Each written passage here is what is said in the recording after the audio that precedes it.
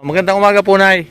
Magandang umaga rin po sa Ito po yung isa po na nagdala sa amin dito para marating ko itong lugar ng Sitio Balatan. Sitio Balatan dito po sa Barangay Tilik, Lubang.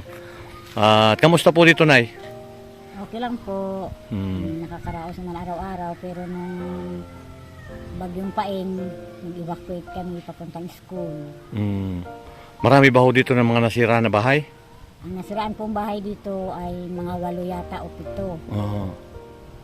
Ang iba po ay mga, hindi naman totally damaged. Paramihan po ay yung kusina, likuran, pero ang isang bahay po ay talagang Was out po talaga. out. Tinayo na lang po yun ng asawa ko tsaka yung kapatid niya. Buti to si Nanay. Ano po pangalan yung pala, Nay? Silina si Camacho po. Pero, Silina, si Camacho. pero Madel Palayaw ko. Kay Mang Nanay Madel. Maraming pong salamat, Nay. At puntahan po natin yung mga kababayan na nasiraan ng isa-isahin ho natin para at least po maabutan ko ng kaunting tulong yung para pandagdag po ng pagkain nila.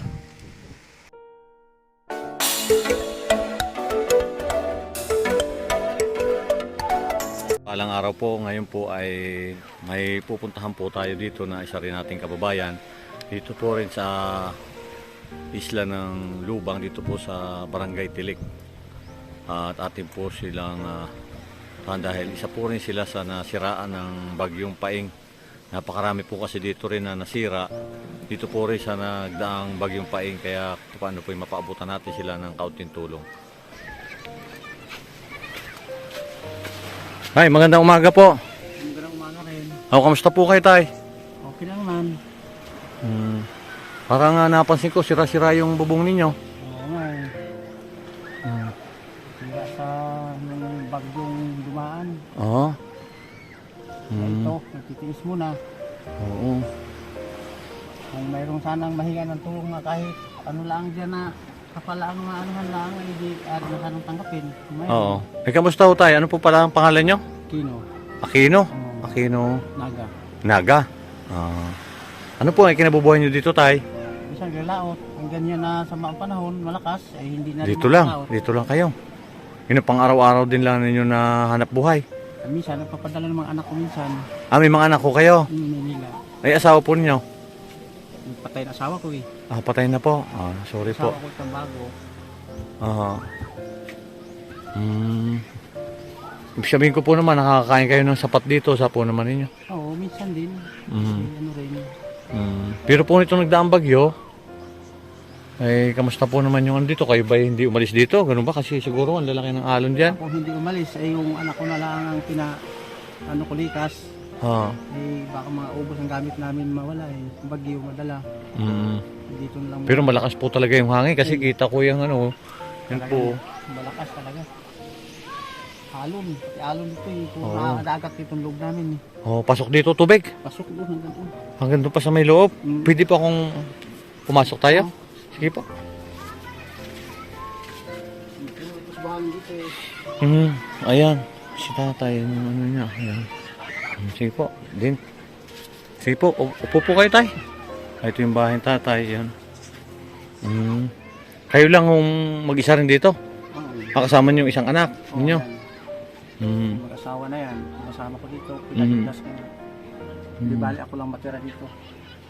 Mahirap talaga pagka masama yung panahon.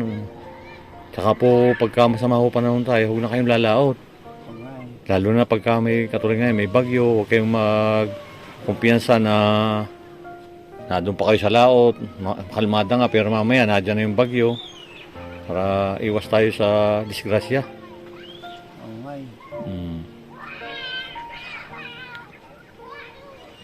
Kamusta po naman yung buhay nyo dito? Ito rin, magtiis muna sa lagi-lagi ang bagyo. Tiis muna kami. Wala man tayo paayos ng bahay na villa eh. Nasa ano tayo, kahirapan. Wala ba hong naibibigay yung ano natin? May nabigay naman ngayon sa atin dito eh, sa amin. Naman na yung pangsapat lang sa mga isang linggong 10 kilo. Ayun na. Pero sa pagkain po na ano ninyo na nakakain po kayo ng sapat? Nakakaraos tao sa Sa araw-araw. Oo. Bagay, kahit siguro naman ano lang yung maiulam dyan Ayo. May mga gulay ho dyan o ano. Yan.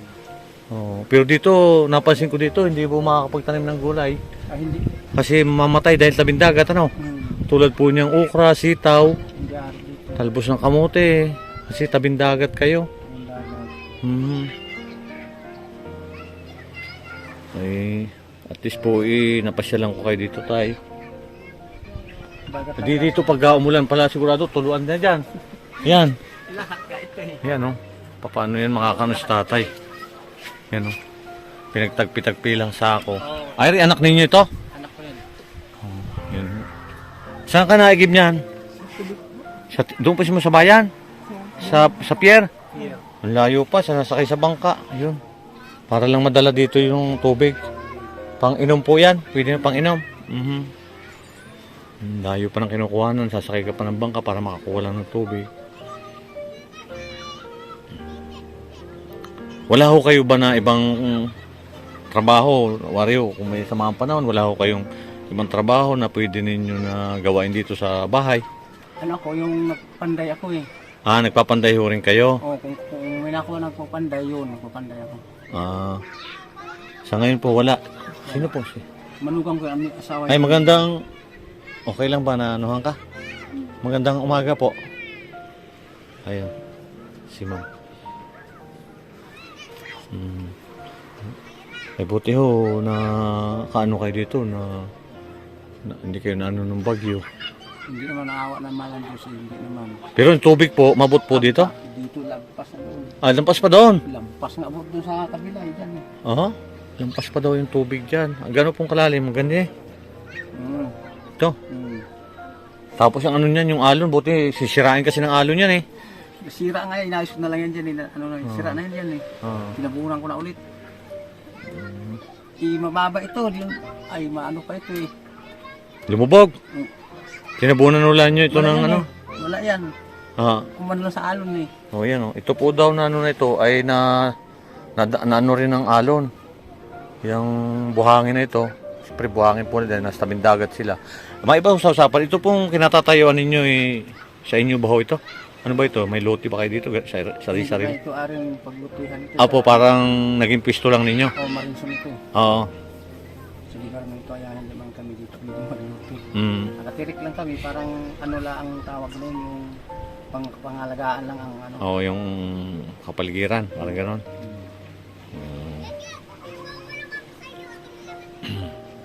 Ayun nga po, kaya ako lang kaya gusto ko mapuntahan itong lugar ninyo na ito dahil nabalita ko po na dito ay marami na salanta ng Bagyong Paeng, kaya po ako masyal dito sa inyong lugar. Dito po sa Sitio Balatan. Dito po sa Sitio Balatan, Barangay Tilik, Lubang. Opo. Ay, may bibigay po akong kaunting tulong para sa inyo, tay. Ay, tanggapin po ninyo, makakadagdag tulong po yan sa inyo, tay. Maraming salamat sa inyong tulong. Salamat.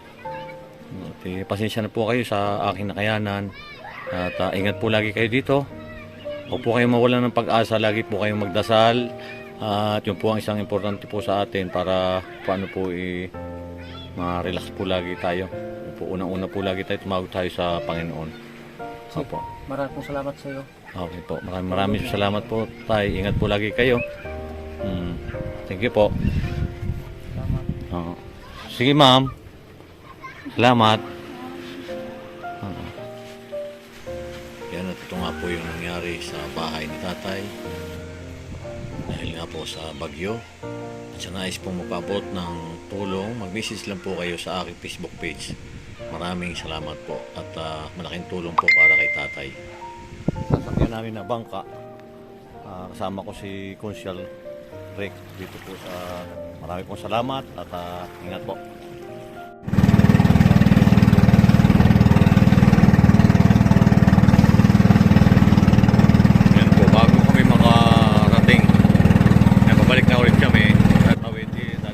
Yan, at sasakay po talaga kami ng bangka para marating po itong Sitio Balatan dito po sa Barangay Tilig, Lubang, Occidental, Mindoro.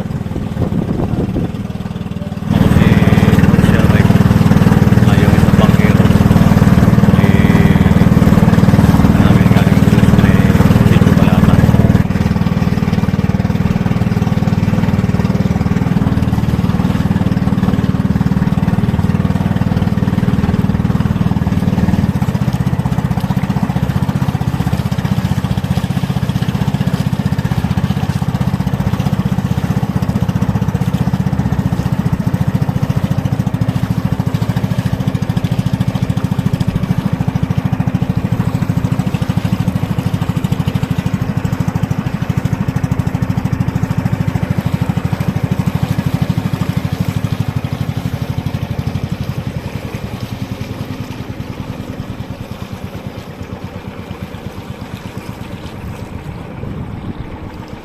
Ayan, at narating na namin itong pier na Antilik. Nandito na ulit kami sa bayan at pauwi na po kami.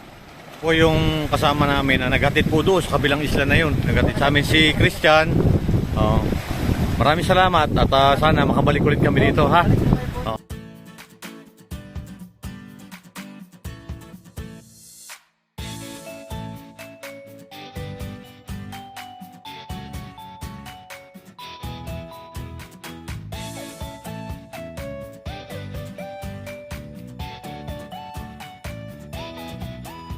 Thank you.